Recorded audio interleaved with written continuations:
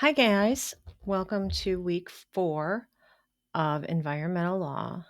So, this week we're going to start talking about like the Constitution with respect to environmental law. So, what constitutional provisions kind of come an issue with environmental law? And then we're also going to talk about environmental racism, uh, or environmental justice. So, there might be some kind of cases that we talk about, and then I will also post those cases in like the supplemental materials so that you can have a look at them if you would like. Okay. So, what am I doing here?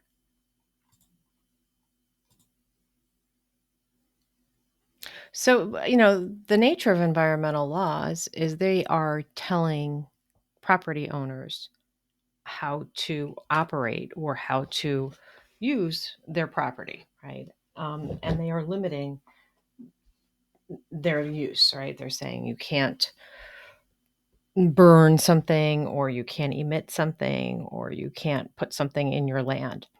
So we have to think about what governmental authority do they have to tell people what they can do with their land, right? We are the land of the free and the home of the brave, right?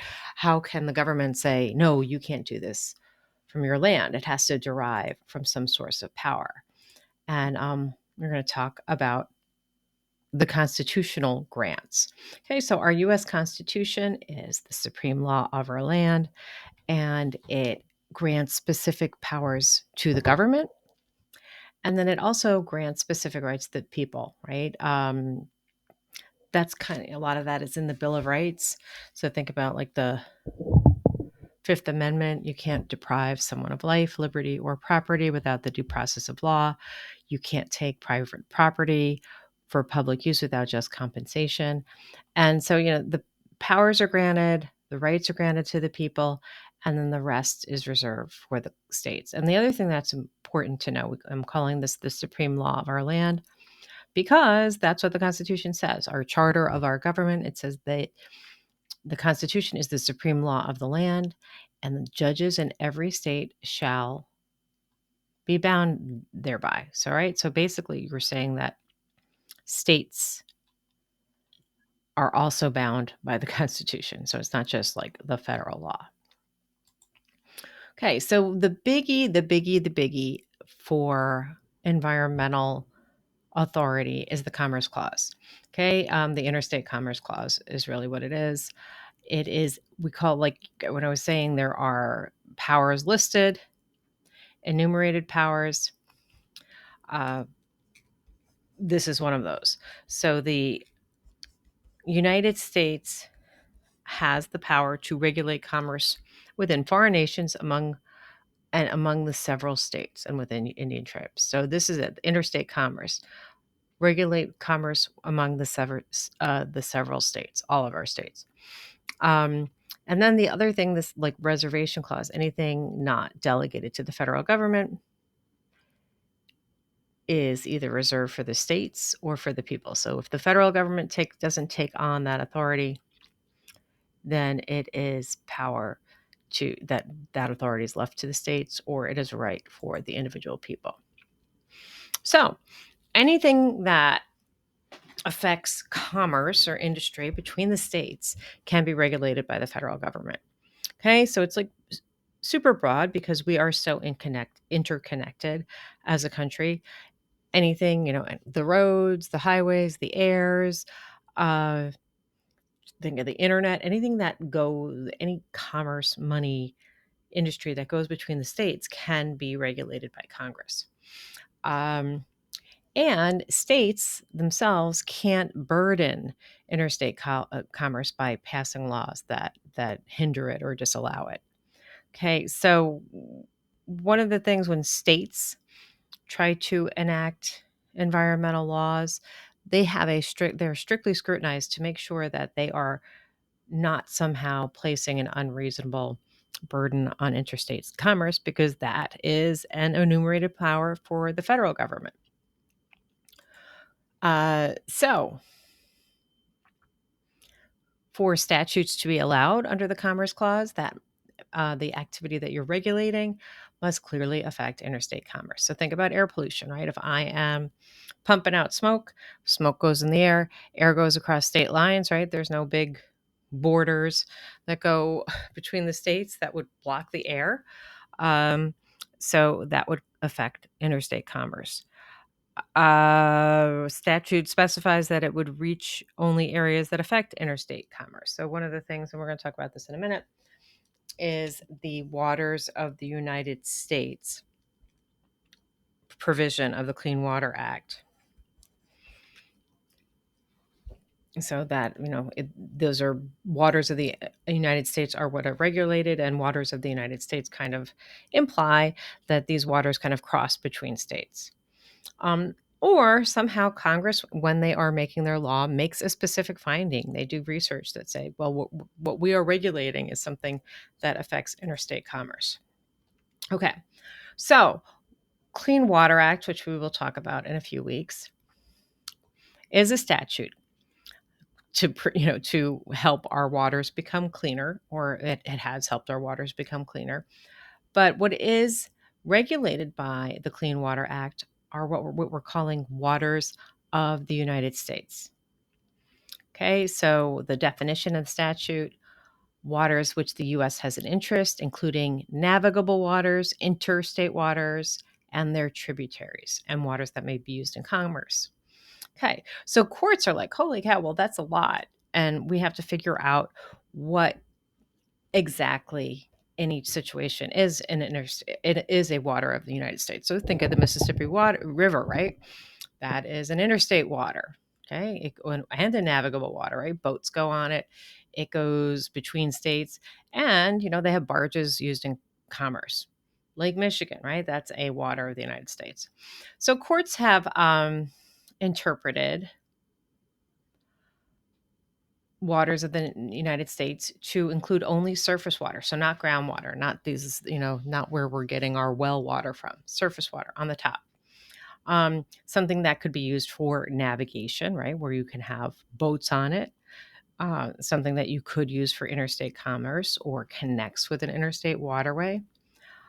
In this one case, U.S. versus Phelps, the court found that an arroyo, which is, think of like a desert or a drier area where they kind of have waterways that are usually dry, but certain times of the year when the water comes, it almost turns into like a little pond or creek going through. So in some cases, they're saying, yes, an arroyo can be a water of the United States. Wetlands are also something that has been included as a water of the United States. Think like the Everglades, or some of, it's not like a river or a lake, but a swampy area has been held to be that. Okay, so United States versus Riverside Bayview Homes, which was a Supreme Court case in 1985. This was, we're talking about these wetlands. So the wetland was found to be a water of the United States if it abutted a navigable water. So think about what things look like, right? So you have a lake, and then you kind of have a swampy area next to it, or you have a river and a swampy area, or think of like the Everglades, right, where it's kind of all swampy area with little rivers and canals going through. So that wetland was found to be a water of the United States if it abutted right next to a traditional navigable water. So not like you had a bunch of dry land and then you had a swampy land. That wouldn't be abutting it. So it's kind of how waters then kind of get shallower and shallower and turn into a marshland or a wetland. The bayou in Louisiana is another thing that comes to mind.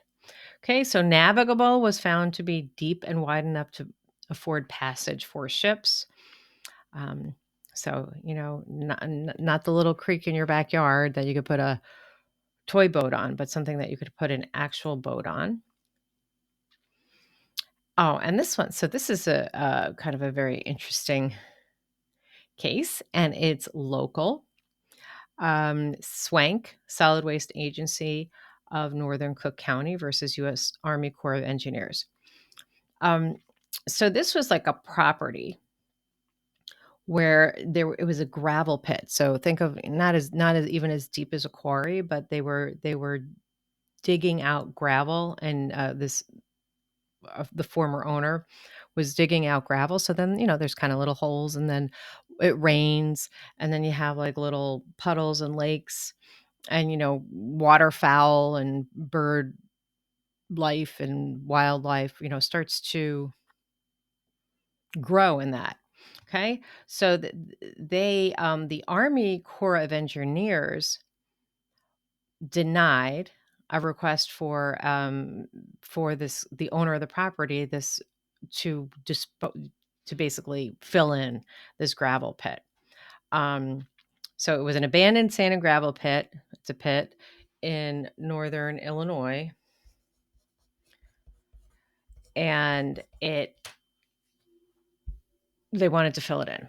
Okay, so the Army Corps of Engineers says that this pit is a habitat for migratory birds. So they're using the migratory bird laws as like interstate commerce. Since the birds go from one state to another, this becomes a water of the United States. Okay, so they're the Solid Waste Agency. They want a landfill site. They found this nice parcel area, this former kind of mining quarry type area, and there were trenches that like kind of had come into ponds. So like this in 1986, the Army Corps of Engineers in their regs added that waters used as a habitat to migratory birds are included as waters of the United States. So think of like a golf course, right? Where they have a pond, and those Canadian geese like to hang out there. Okay, because Canadian geese are the migratory birds. So they're saying that counts under the Clean Water Act. Um, so Swank went to the Illinois Environmental Protection Agency first, and the Illinois said, okay, yeah, you can fill in these gravel pits and as a landfill. But the Army Corps, so that's the state law was okay with it, but the Army Corps of Engineers would not issue the permit. So went all the way up to the Supreme Court, and the Supreme Court said that no, just because birds migrate, that is not interstate commerce. That's not supported by the Clean Water Act. That's not supported by the Constitution. So that doesn't work. And if you look back at the congressional intent when they enacted the Clean Water Act, they didn't think that like little puddles and an abandoned gravel pit should be a water of the United States. So there was a dissent where they said, no, this weakens the Clean Water Act. We want marshland protection, blah, blah, blah. So the happy ending is that it was saved. So this is what it looks like. This is our former gravel pit.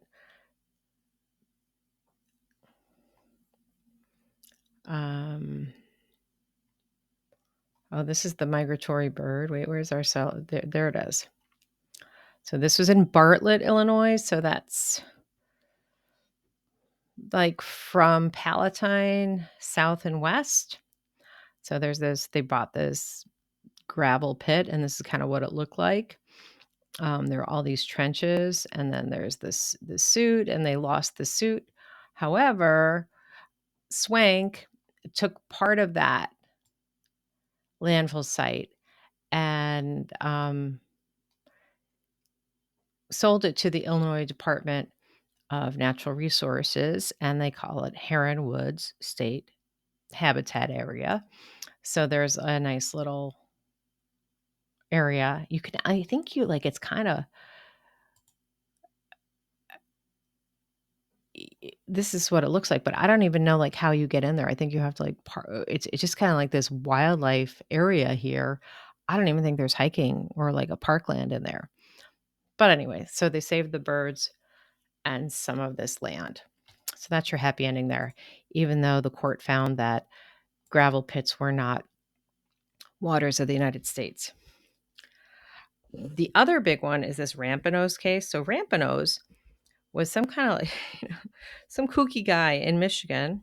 I mean, not, and he, I mean, he's not even a kooky guy. So he owns a bunch of property in Michigan, or he's a Michigan landlord, and he has like wet, swampy areas in his property. So we all, anybody who has land, you have area in your land that might be like get a little wet or swampy, maybe when it rains. So he's like just putting in dirt. He's not like filling anything bad in there. And the Army Corps of Engineers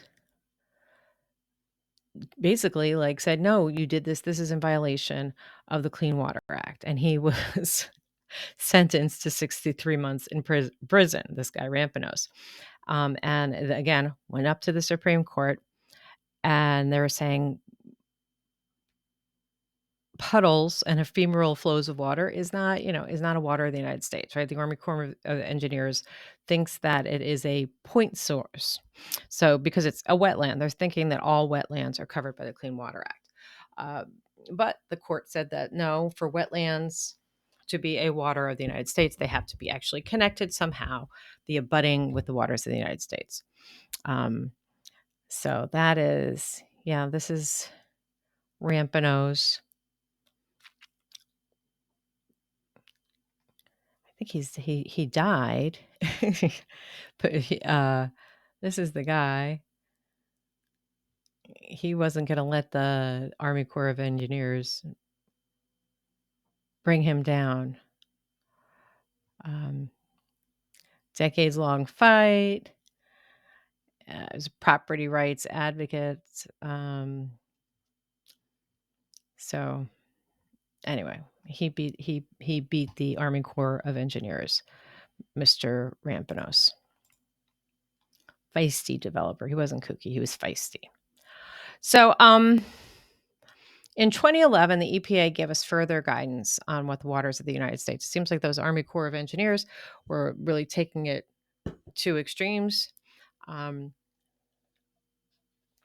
So the EPA says in 2011 that it's smaller waters that flow into larger ones. You want to make sure that pollution downstream doesn't flow upstream. And they're not extending it to waters historically unprotected, like, a swampy area of your property or a gravel pit. There is just like anything in the Clean Water Act, which we'll learn when we learn about the Clean Water Act, agricultural discharges are exempted. And then, if a state wants to regulate more waters that are not waters of the United States, they can come up with their own clean water regulations in interstate, not intrastate. So some states regulate their own waters these days. So that's kind of like an example of the interstate commerce limitations as applied to the Clean Water Act. So the question is, can the federal government regulate things that a state is doing? Okay, so, states have their own sovereign activities, right? They're doing education, they're maybe doing police, maybe they have their own road system, their own human services system, whatever. So those are kind of their sovereign powers. But if a state is somehow acting as a non-sovereign, like they have a fleet of trucks, right? They have a state fleet of trucks that works on roads. Okay. So that fleet of trucks would be subject to the Clean Air Act. Okay. Other than that, if a state is doing something as a sovereign, no, the federal government can't regulate it. But if the state is doing something that's just like everybody else, like just operating a fleet of trucks, that can operate under a federal statute. So there's also something called the Dormant Commerce Clause. So the Dormant Commerce Clause works is if there's a state law or a local law that discriminates against non-local interests. So they favor local interests and disfavor foreign interests, but that impact interstate commerce, even if like Congress hasn't specifically say that they are, they're enacting laws on that. Again, if the state is just working as a regular owner or operator, state is operating a factory or a trucking thing, they can do business with anyone they choose. They don't have to worry about these discrimination rules. So the dormant means that they have the power, they just haven't exercised it. So if somehow the state is discriminating against someone else, or like non-state people, the Dormant Commerce Clause operates to avoid that discrimination.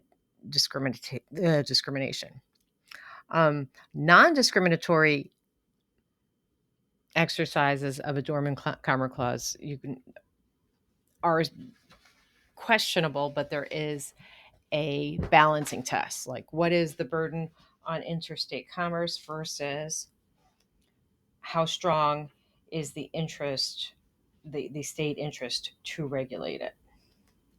So I think we have a case on that one. It's United Haulers versus Oneida. Again, United States Supreme Court. Oh, this is the one in New York. So New York counties and this authority, which was the Oneida Solid Waste Management Authority, they entered into an agreement. So this authority manages all of their solid waste. Okay, so if you needed recycling or any kind of waste management services, you needed to bring stuff to the dump, right? You would bring it to the authority. So, regular people could just bring that in without additional fees. Now, private waste collectors, so if you have, waste hauler X who goes and gets dumpsters or picks up trash from job sites or something, they charged higher fees at these waste processing facilities than if there weren't like county operated waste processing facilities. So the open market, if that was. And the counties enacted local ordinances that says all solid waste had to be delivered to this solid waste management authority. But the Supreme Court found that this flow control, right? You have to bring your waste to this county controlled landfill or whatever, did not violate the Commerce Clause. Okay.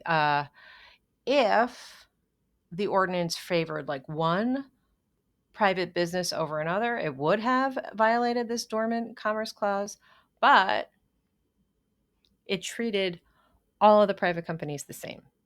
Whether, any private company got that same the same tipping fee, and they were all required to go to that landfill. So, yeah, the Commerce Clause role is not to determine whether government or who provides waste management services.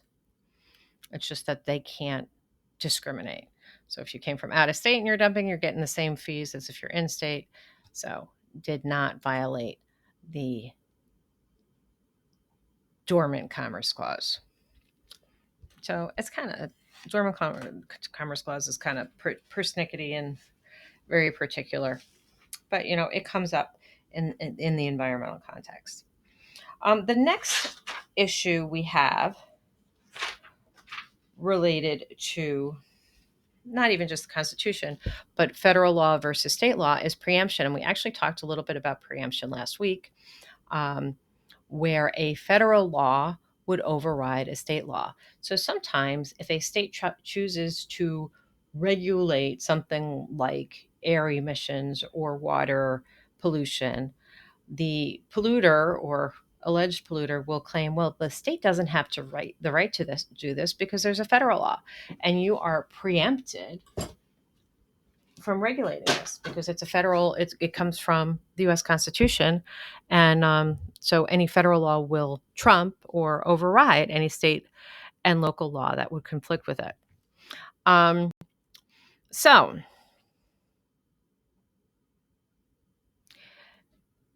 they claim it all the time. So what the courts have interpreted as, if the states are stricter than federal law and somehow does not at all interfere with the federal law or the enforcement of the federal law, it's not preempted. Um, that savings clause that we talked about a few slides back, that federal law section that says anything that is not given to the states or to the people is a state right. So they do have a right to regulate. And Congress, a lot of times, to get the states assistance in complying with these federal statutes, they link federal funding or they give financial assistance. So think about like the 55 mile per hour speed limit, which they made probably like 20, 30 years ago, a national speed limit, like that no state could have a speed limit over 50 miles per hour. And the federal government linked all the highway funds to, if you did not have that speed limit, you wouldn't get certain highway funds for maintenance of your highways. So they can kind of like give you little golden handcuffs, say, well, you have to follow our laws or you're going to lose money. So it's kind of an example of that. Okay. So Clean Air Act, so think of car emissions, right? Our Clean Air Act and the EPA, they have a certain, you can only emit a certain level of pollutants. So a state can't say, oh, you can pollute better than that, right? They'd be preempted from having, it says higher emissions, right? So like kind of your standards would not be as severe. But like California, they require even lower emissions because you are complying with federal law. A lot of times, and we'll learn it when we kind of go over the individual acts,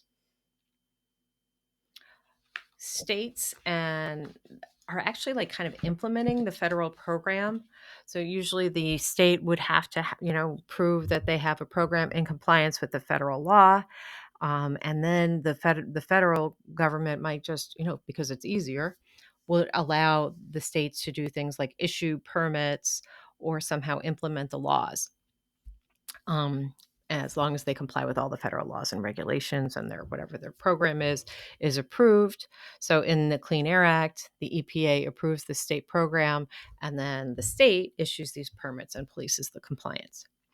And sometimes they kind of have parallel programs, just like what we had with that was that Rampanos? No, the Swank case, where the Illinois EPA said, yeah, you can fill in those gravel pits, but then the feds disagreed, or the Army Corps of Engineers disagreed, right? They had to get both state and federal permits. The state, so we have that the federal authority comes from interstate commerce. The state's authority to regulate comes from its police power. Okay, so states have the police power, right? That's one of those reserved powers to regulate public health, safety, and welfare, right? So we have police, we have fire, we have sheriffs, we have local departments of health, all of that stuff. They have their own. So that's where the state gets its authority from. They don't need an interstate commerce clause because they have the state police power. Okay, so think back to slide 1, where one of the things that we can't do is under the Fifth Amendment, the government can't take property from an individual for the public purpose without paying just compensation. So eminent domain is the process where, say, you live near a 2-lane highway, and then the federal government's like, nope, or we want to make this a 4-lane highway or a 5-lane highway. So we're going to buy your property, knock it down, and then build this highway. So that's called eminent domain. It's a constitutional right of the government that if they need property for a public purpose, as long as they pay you just compensation, so market value, they can also like condemn your property. So environmental purposes, right? They can like take your property and make it parkland or an animal sanctuary. One of the things local to me, I live off of Route 53, but further south. And when they built Route 53 down there, they actually rerouted the DuPage River. So every time it rains, the DuPage River, as it gets, as the goes downhill, the DuPage River wants to go to its original course, right? So it goes over the road, and homes and basements are flooded who are along Route 53. So probably like 15 years ago or so, the county started buying up those homes along Route 53, so that they can kind of preserve this wetland and not worry about like rerouting it anymore. And the Army Corps of Engineers did some work on the DuPage River, but then they had this almost like as a watershed, those houses which they were then knocked down, but that land, so that could also absorb some of the water.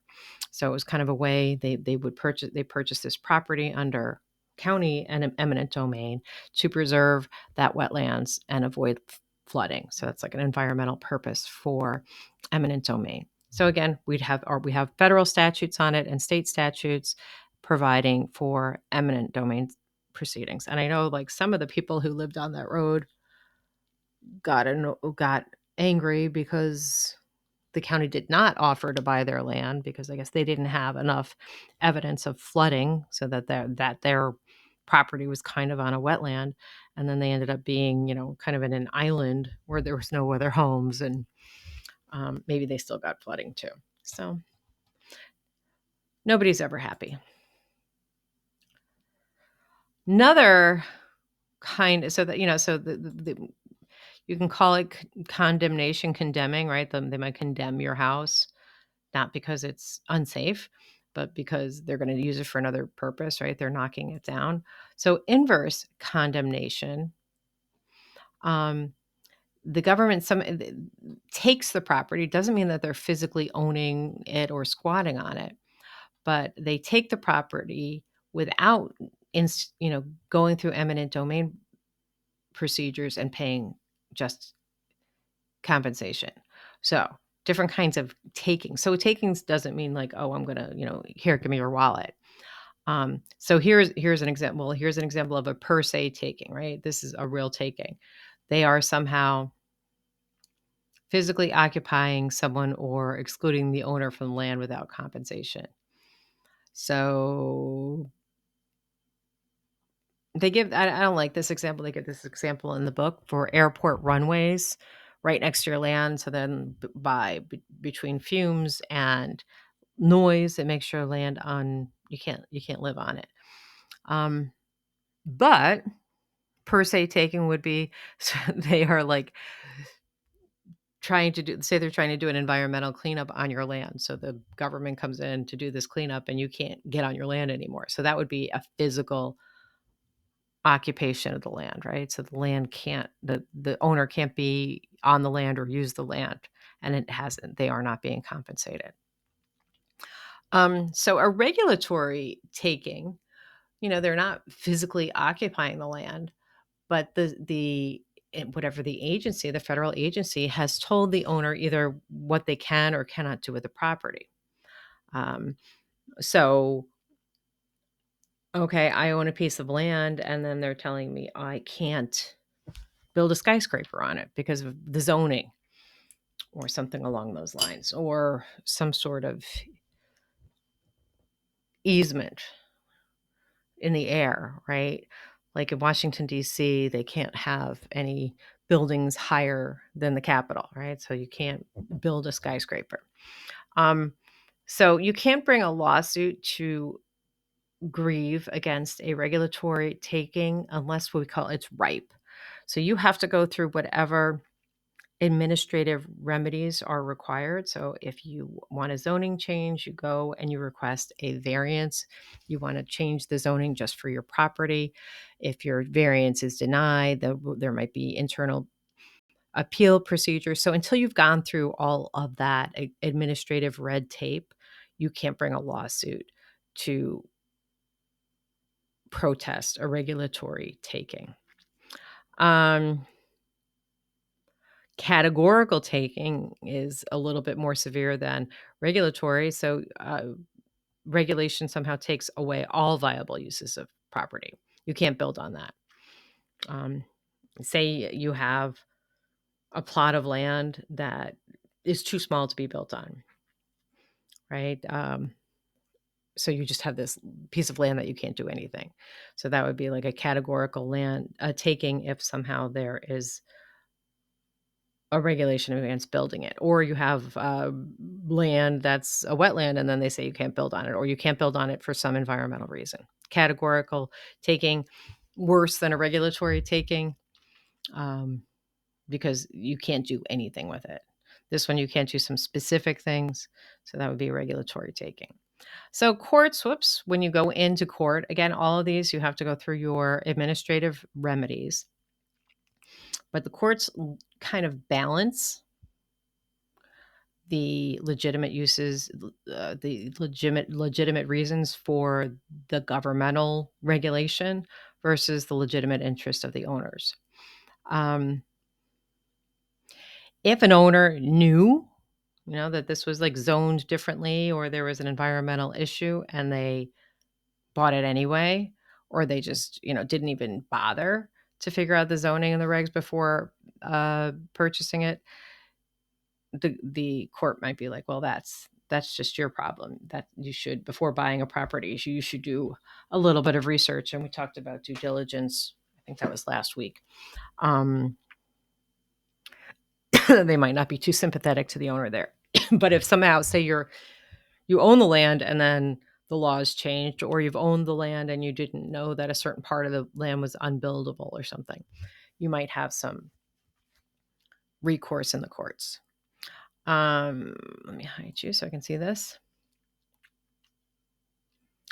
An exaction. So like one of the things around where I live is if developers are building,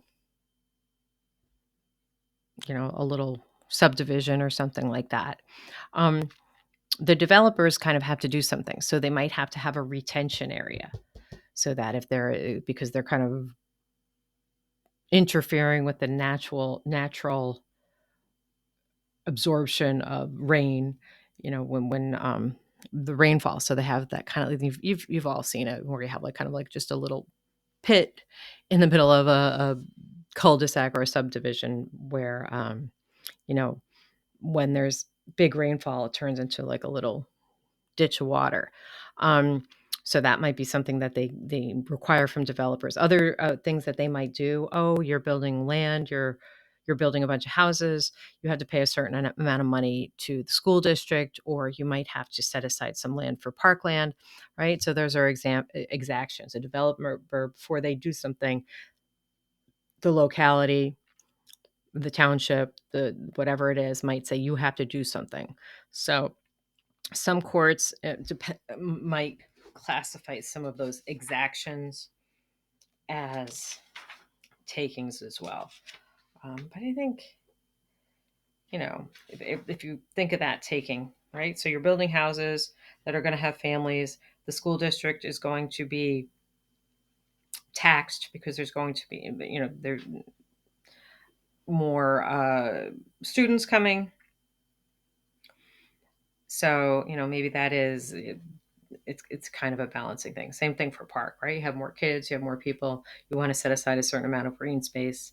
And obviously the retention area, that is for the health of their future buyers, so that they don't have water in their basement. So that's called inverse condemnation. So what we're going to do now, I'm going to stop this one. This is kind of our long lecture of the week. And then what I want you to do is start on, where is it? The first thing, the classwork, which is doing the first 10 questions of those review questions at the end of the chapter, which are kind of all the things that we talked about in this first part of the lecture. So do that and then come back to the second lecture. All right. Talk to you later.